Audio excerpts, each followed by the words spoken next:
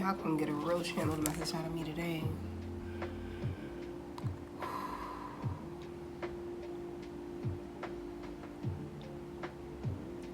Let's go.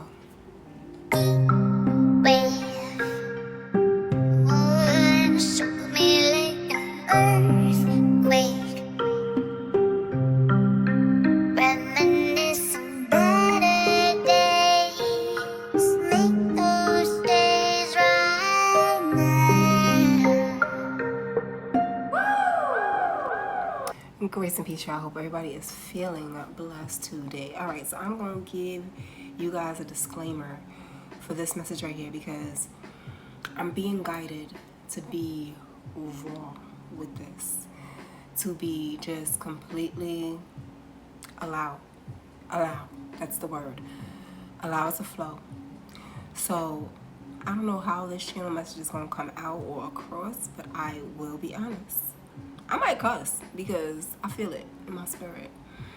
Before I came on here, I broke out into a sob, and I mean a real deep, oh my gosh, because this message feels like it needs to not only reach one person, and it's for you, honey. This is for you. And I'll say it now. So this message right here specifically is to reach Miss Christian Rock. This is for you. God is going to speak to me to get to you because you're off your path and he wants you back on it. But this is for so many of us who have gone through what she's going through right now. Those of us who are still in it in some kind of way. Those of us who are trying to find our way out of it. So many of us. And those who may even be facing the same thing. Ain't quite get there yet, but you're on that path. And God's like, nah, come away from the edge and stop playing. So this is going to be the focus of this message. Now, when I sat down and originally started the channel, because I got my notes, y'all. When I started the channel, it was seeming like we're going to go into karmic entanglements and the detriment to the empath. Right now, the word that kept coming across for me as far as the person who, the demonic presence, because obviously, again, we're not fighting against flesh and blood, we're fighting against spirit. So we're fighting against the demonic presences that have inhabited those around us and who are influencing our path. That's what we're fighting against. It's all about liberation. Everyone's story on this planet is a story of liberation. So if we had to pick a genre, right? And the genre for everyone on the planet Earth, it would be liberation. And I remember channeling this one so heavily before. The reason why God set everyone's story to be a story of liberation, breaking free, regaining self, is because it is the only way for that to be the narrative where everyone is the main character and everyone is the victor in the end. This is the point of going down your purposeful path, because at the end, it's all supposed to be happily ever after if you do what you need to do. And that's why the Lord designed every story to be of liberation. Now, we're going to start off with karmic entanglements. I'm going to allow this to go where it's going to go. Since I know I am going to be channeling, I may not be looking at the camera too much. This helps me channel so much more. So if I start, if I'm in my zone, now you know what my zone look like. All right, so karmic entanglements. What does it mean to be in a karmic entanglement? We are designed to meet many souls while we are on this path to learning who we are. Those souls specifically are to trigger aspects of the self into remembrance so you can navigate where you're going. There are people who are on our path who are karmic. These may be soul ties from past lives. that we've intertwined with. So now when we came back here, we have to meet up with it because we haven't quite severed the thread. So they come back in as a karmic to teach you a lesson, to see, hey, remember last life when we were hanging out? You didn't learn anything? How are we going to do that again? And it is your job to be like, no, I'm done. Or I'm going to get back on this ride. I'm saying a merry-go-round. So it is your job to figure out where you want to go with this. Now, does God have an issue with you wanting to go on a merry-go-round? No. He knows that if you get back on and you keep getting on, you just gonna keep learning until you finally say, oh wow, I see the lesson in this. Let me take a step back and decide I don't want to be dizzy no more and get off this ride. But if you want to stay on, that just means you need a little bit more tuning. So God's gonna allow you to continue to go through the storm because you don't quite see that there are lessons here that you need to learn about yourself, about the way you live, the way you trust, the way you move. Karmic entanglements are what develop when you continue to stay on the ride. These are the ones you're trying to break free from. Now, a karmic person to you does not mean that that person is karmic. Their behavior is karmic. They have unhealed aspects of self as well. They need to learn who they are and who they're not so that they can now be better, not only for you to stay in your life, but for themselves.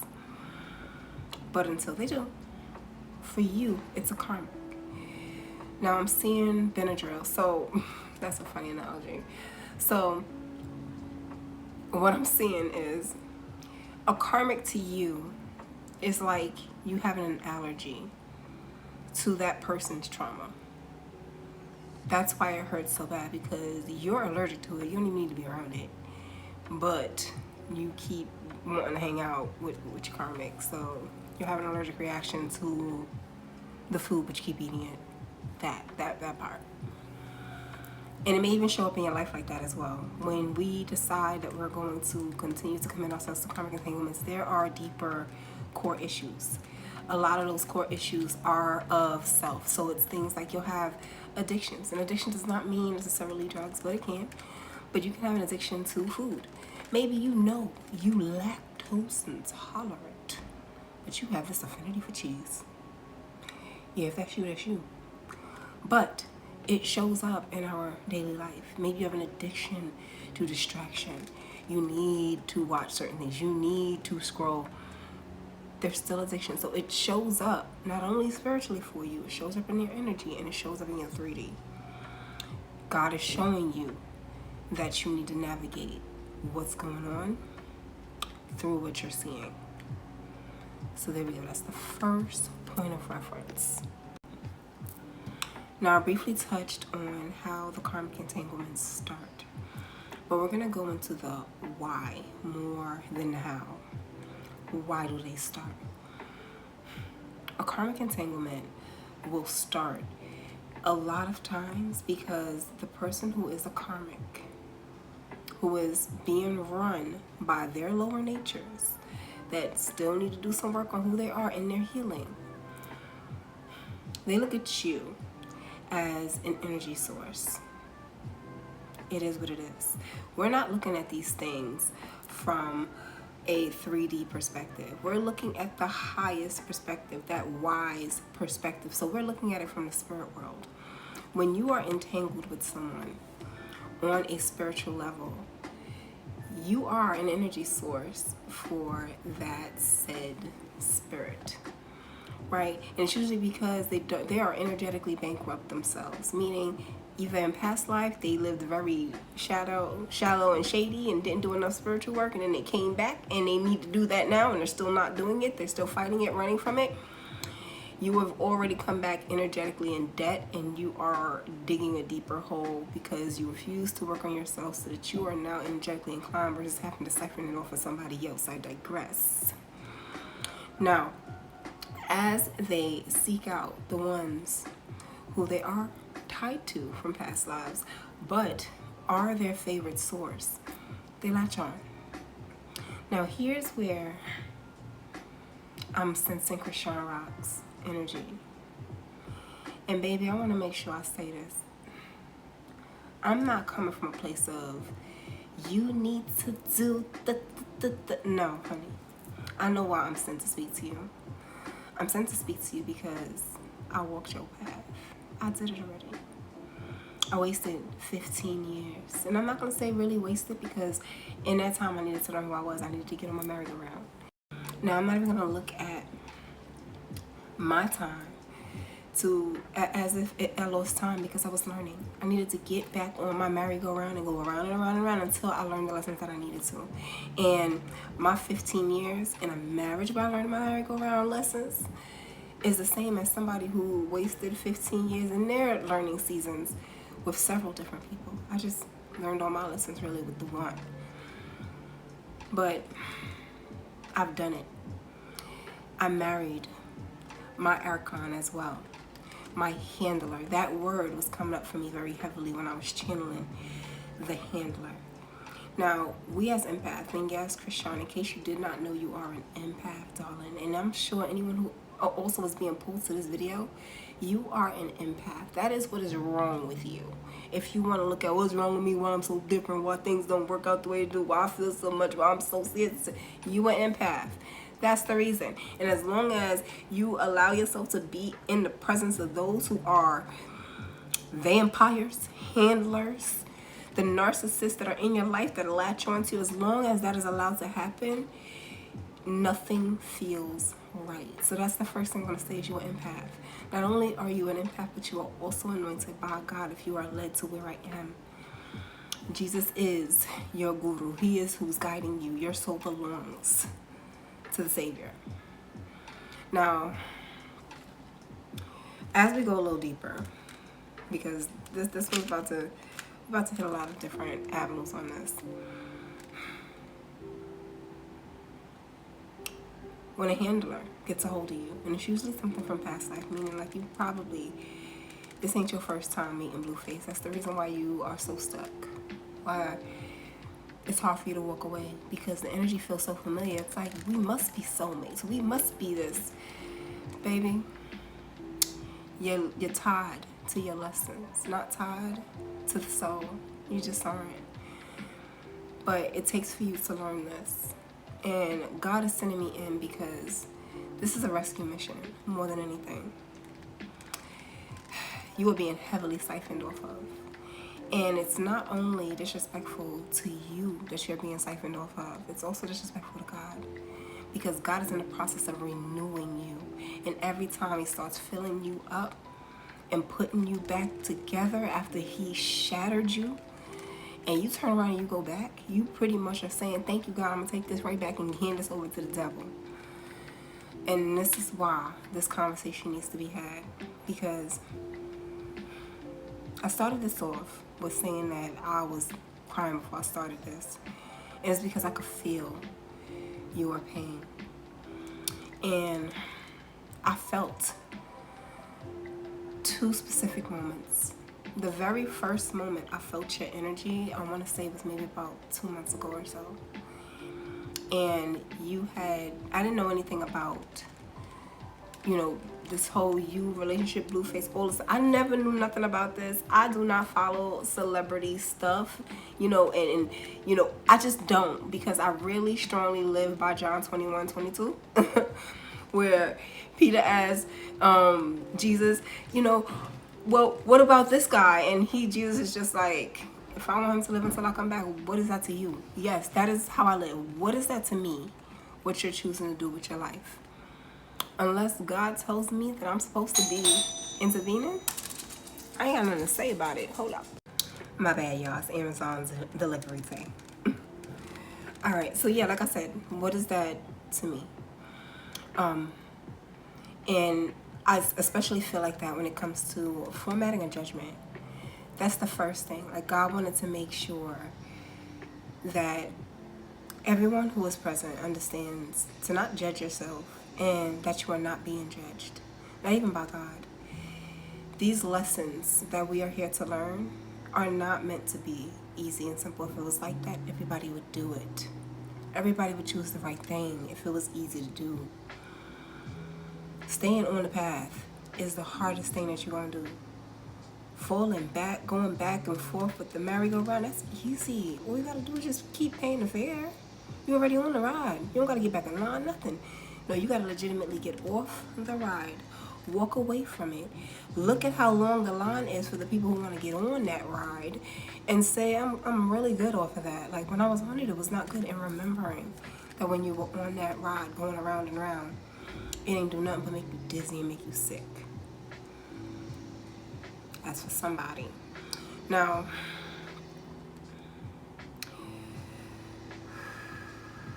to go a bit deeper, I was seeing a lot of moves being made when it came to how you get siphoned, right? For you specifically, Krishan, what was going on is, and you can, again, this ain't for me to get no validation. I could care less about, oh, no, that's true, that's right, that really did happen. I know what happened. I felt the energy and I was showed what happened in order to come to you now. The first time you cried was the first time you left. And you begged God to help you with that pain. I'm talking the sobbing tears. Now, he helped you find your way out. This was, I believe, 2 to 3 fights ago. Because it was one of the first fights that I heard about when I realized that you were a boxer. I was like, oh my gosh, it's so cool. When your energy came up for me, I did simply peek in. And I saw that you had just started your whole boxing routine, that you had gotten out of a bad relationship, and that was all I knew. What I was being led to say at that point in time was to tell you not to go back. Now, at the time, remember, I'm still in my building season. I'm still learning me. I'm still learning what God is requiring of me to step into my purpose. And at the time when I seen, that everything was great, I was like, I must be getting this energy wrong.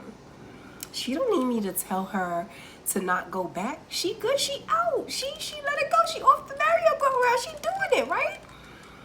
I was hyped because I was like, well, no. And I don't need to even say anything because, she's doing it. So I was not obedient.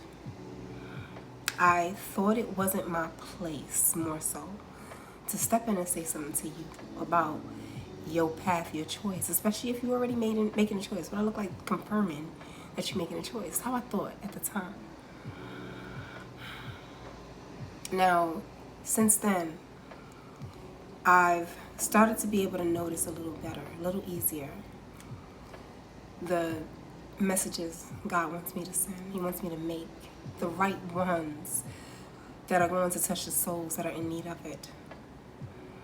And your name came up again, and I want to say a day ago, maybe 2 days ago. And when it came up, it was that sob again. So like I said, the very first time, you begged God to help you through the pain, to give you the renewal, to strengthen you. You promised to turn back, and you did. You slid backwards a bit, boo, and you went back. And this time, when you cried for yourself because he hurt you deeply. Now I'm seeing a roller coaster. I don't know why we in an amusement park for this message specifically, but we in an amusement park today. You're on a roller coaster, and you get to the very, very top of that roller coaster, and you look down as it's coming across that curve, and it's about to hit that drop. I'm seeing that. But more so, I'm seeing it go up like a spiral staircase. The first time he hurt you that deeply, the first time you sobbed, you went up that spiral, and then you came down. The Lord helped you, and you started building. Everything was moving. This time, he took you up that spiral. He took you up higher, meaning he said all the things he was supposed to say that was going to open you back up. You my everything. He told you married, okay? I guess he told you y'all married. Or whatever. He sold you on what he needed to sell you in order to open you back up emotionally. And then he dropped you again. And this is done strategically. This is the spiritual format on how you get siphoned. They need you at that tip-top peak of emotionality.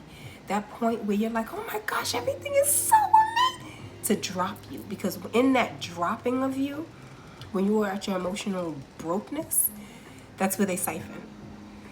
I'm sure after all of this, you felt tired. Days. Tired for days, baby. You're going to be tired for a few days. Because you got heavily siphoned off of. But you can be rebuilt. And God is trying to do that now. Now, I'm not going to say, I didn't like saying more so backsliding. Like, you didn't go backwards. You needed another round. You needed to be sure not to turn back. And this was it for you. Now, it brought me to tears, mainly because it showed me the threads of connection between the people who are really your family, your soul tribe, not the people in your family who is looking for how they can ride your coattails to get to where they going because you doing your no. These are the ones you need to move away from. The ones who's telling you get revenge. The ones who's telling you, oh no, he can't do that to you, and building you up and putting the battery in your back. These are not your friends. They're not your family. They're not your family. I don't care if your blood is the same. They're not your family. The people who are your family are the people who are telling you, drop it all and move forward. Drop it all and move forward. You have your son to worry about. You got you to worry about. There's so much energy off of your story. So much that you can't see spiritually. Things like CJ, Chrison Jr., your baby. His father was your actual soulmate. He was. And had he still been around, he would have surprised you because he would have stepped up and been there to help you with your baby. Him being taken away, the fact that Blueface did not want him in your life, your handler strategically got rid of your soulmate, which is why you feel so confused.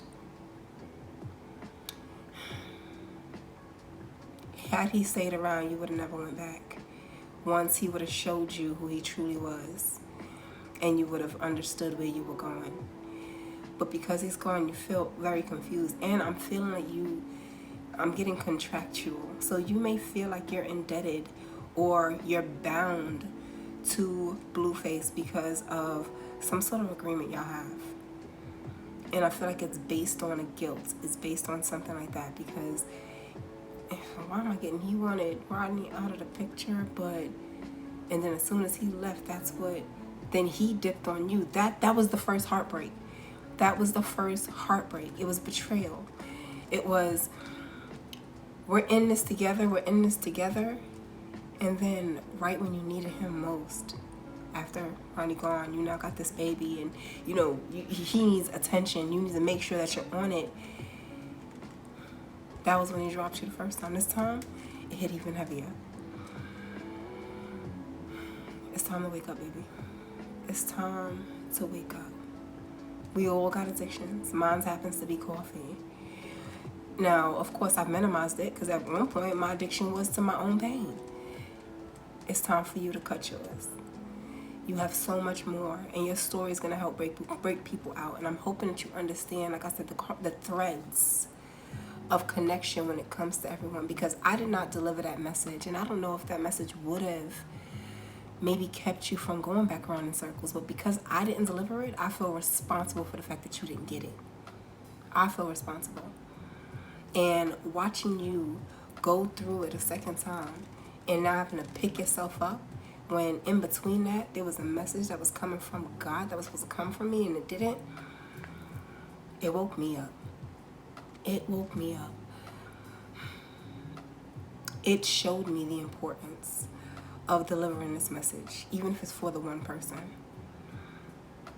It showed me why I went through what I went through. Is to help somebody like you stop going through it. To understand that your soul is paid for. You're not even supposed to be living hard. That's what's even more wild about everything that you are going through right now. You're not supposed to live in hardship. You are a divine being. And your story alone is going to save a lot of people. But it takes for you to get off. To get off that merry-go-round. To get off that roller coaster. You weren't meant to stay. He siphons off of all of you women that he's seeing and that he's sleeping with. Like, and that is the truth. He is a succubus in his energy. Not him himself, his spirit. He has a succubus spirit. So what he does is he gets close to you women. When you're alone, oh yes, because he's a succubus, he has the gift of telling you everything you know you want to hear. And he's going to do it every time.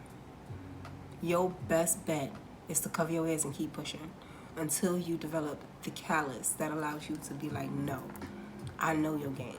I've seen it before. As a matter of fact, I bought the t-shirt and I cut it up and now I'm wearing it and it look good. That's what you need to do. Because it's time. It's time. If you stay on this roller coaster with this man, every single time he hops back in, when you build your essence back up, you boxing your money right, you're doing good. Notice every single time it happens is right when you get to your peak, you get in there, you're about to cross that bridge where things is, he comes through. And what it is an energy transfer. Every single time. It is the equivalent to a drug high. Every single time. And as long as you allow him to, he will keep doing it. He's taking your essence, Nevaeh essence, all the women that he sleeps with, he's taking it all from all of y'all, and he's building it into himself. His money comes from y'all. Every single last one of y'all. His money is y'all's money. It's your essence that fuels his life. If you go cold turkey 6 months without entangling yourself with his energy, sweetheart, I can guarantee you his well starts drying up. You are his favorite source, as a matter of fact, Rashawn. Not Nevaeh, you're his favorite source. Your energy delicious to a succubus. It's time for you to cut the cord. Now, of course, cutting the cord is not going to feel good. And he going to feel it. Every time you cut the cord, he going to feel it. And that's when he going to come running back, tapping your phone, tapping on your energy. You're going to be thinking about, that's him pulling you, but he's trying to pull you back. You got to know the game. And it comes with you pulling yourself out of it first. You got to get outside of it so you can look in and be like, oh, wow, I was drowning in that pool. Yes, you were. But you're not lost. God going to reach in for you, and he going to keep reaching in for you. The other thing that I'm channeling through is God wants you to start learning what is his will and what is not. You have Christian religion background. Religion ain't on point. It's missing a lot of key elements. How to cleanse yourself spiritually, how to cleanse yourself energetically. Christian religion has that painted as witchcraft. The only negative witchcraft is anything you do over somebody else's energy, over somebody else. Anything that you're trying to do that harms someone else or takes from someone else or, tweaks, conflicts somebody else's energy, that is against spiritual law. Taking care of yourself is not. Having a spiritual bath is not. Praying over your home is not. Using sage is faith and works. Faith without works is dead. Guess what? Pray over your home for protection. Sage is a physical thing. Now I'm bringing that prayer to life.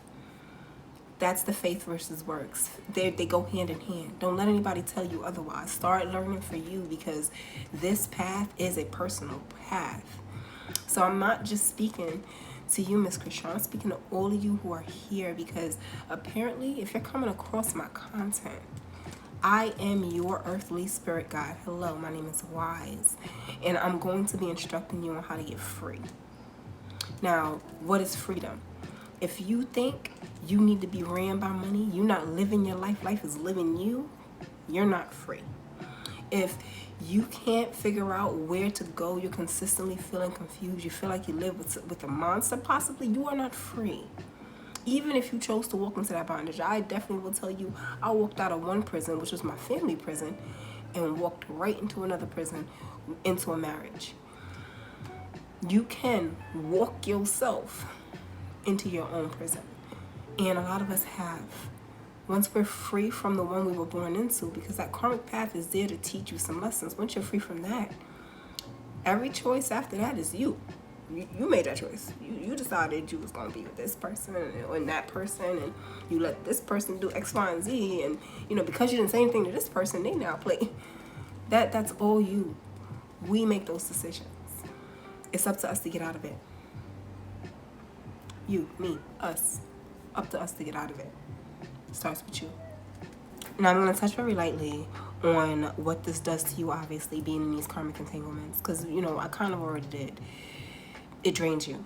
It drains you of your essence. And you being drained of your essence prevents you from doing anything for yourself.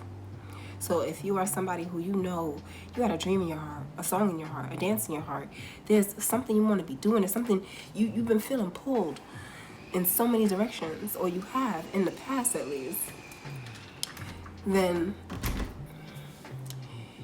you are unable to do that when you are in karmic entanglements.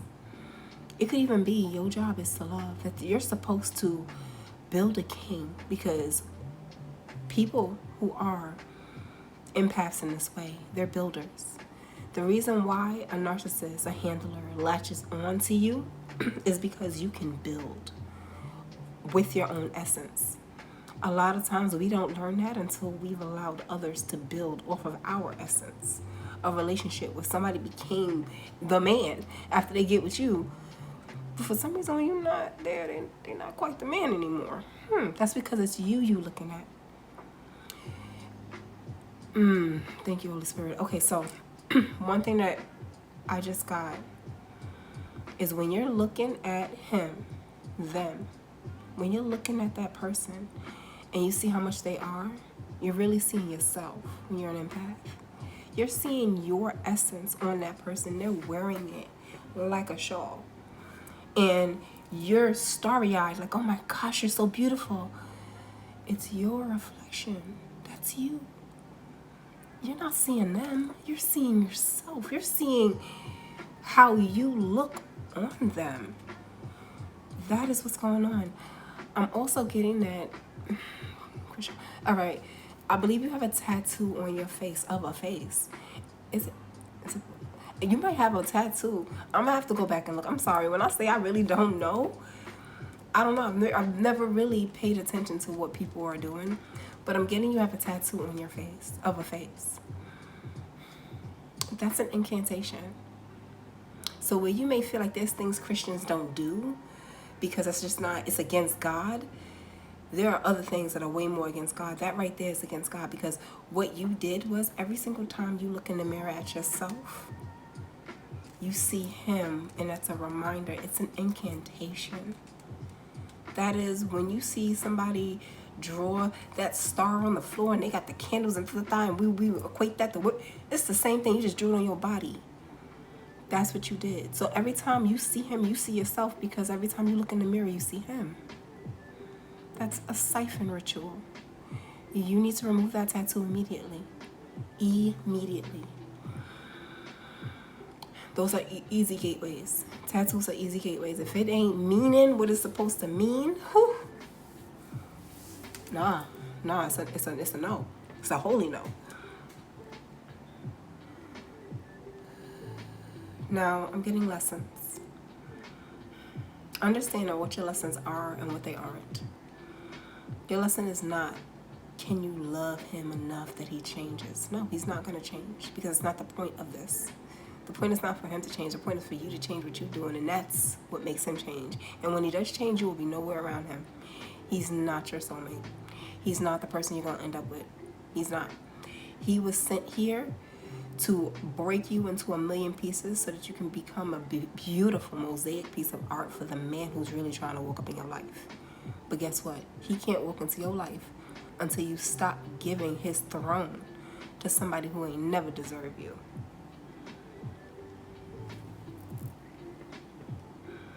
If this is for you, it's for you. There's a lot here to unpack. And truth be told, it's easier to unpack when you got people who actually care that you unpack it, that care what you're dealing with, that know the hardship that you're carrying. Not the superficial variation like, oh, I know it's so heavy, so no. I've been there. I know what it's like to pick myself up off the bathroom floor. I know what it's like. Stop it. Like, Not the person who's like, yeah, the way you're going to feel better is if you go and you do the, no, no, no. Heal. Actually do the work to heal. Don't go play the game back and forth. You ain't need revenge. The best revenge you could ever give is letting that man go. Letting that girl go. And you walk away and fix your life. That's revenge. And it's not done out of spite. What you're doing is you're saying, you know what? I have enough that I could build for me now. Learn how to build for you. And once you build for you, they're going to notice, oh, wow, wait. Was that her energy? Yes, it was. I'm glad you noticed. Now I'm going to go live my best life. That's what you do. Show who you really are. Instead of you allowing this man to siphon off of you and then take it home to his wife, girlfriend, and then give that energy so that he can make more money for the baby he just created. Honey, no. I'm getting your son, CJ. He's a gift from God. He's a gift from God. You're supposed to take care of him. He is to keep you balanced. Your focus is supposed to go on you. You focus on you, baby, you're going to have everything that you're looking for. All of those dreams, ambitions, goals, yes, you're going to have that. But no, for right now, you're not going to have a relationship. You don't need one. But when I tell you when the right one walks in, it ain't a game. It ain't a game when the right one walk in, babe. I already can see it. It's going to be, you're going to be so happy. But deal with your brokenness first. That way when you are happy, when you finally do get what you've been waiting for, it's going to be so worth it. It's going to be so worth it. All right, let me see what else I got here that I need to touch on before we go. Oh, activating spiritual sight. All right, it's so funny. I got right here, it says, shit ain't surface level. Okay, so activating your spiritual sight. So stop looking at things from the surface. Stop thinking that it just is what it is. Like, sex is just sex. No, it's not. It's not. It's a gateway. It's spiritual before it's just you laying down and just doing it. Nah, it's way more than you think it is. And it's up to you to begin to treat it as such, to treat yourself as such, right? God is really calling for you, girl. He's trying to give you exactly what you've been looking for. And he needs you to stop dodging him. Stop thinking that you could run from what he's asking you to do, what he's asking you to become. Because he's not going to let you just walk away, but you got to reach back. You got to reach back for God, because he can't just give you everything and you're not even a vessel that can hold it. Your life, what you've been through, you're going to save someone else, and you don't even know it yet. As a matter of fact, maybe you do, because you definitely saved me. You saved me by making your mistake again, and by allowing me to feel that mistake through your energy. We're here to make mistakes. So it's not about shame. It's not about guilt. It's not about, whether or not you should and shouldn't be. You are on the path to doing the things you want to do. Is that worth you having a couple of good nights? Is that worth having somebody whisper the I love yous and then turn around and for a fact that once he hang up, he's doing the same thing for some? No, you're worth so much more. God is already saying you are. So how dare you allow somebody else to say otherwise? I got me coming through on big sister energy, you better stop playing with me, girl. But I understand why. There's a lot. There's a lot here. And you are worth so much. So much. You have no idea how much you are worth, my gorgeous girl. Anything else, Holy Spirit?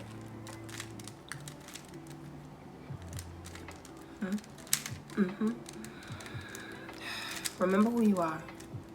Remember who you are. Remember that first prayer. Know that God answered it. You thought that because everything didn't come in immediately, instantaneously, that was a no. No. You were building. You need to become the vessel that can hold it. God has to build into you. You are building. And then you slip back a little bit. The answer is yes. Everything you want, you can go get it. He got you. But build it. Build into holding it. If you can't hold it, you're not a vessel that can be used. I'm going to leave this right here. Thank you so much for being present, you guys. Love it.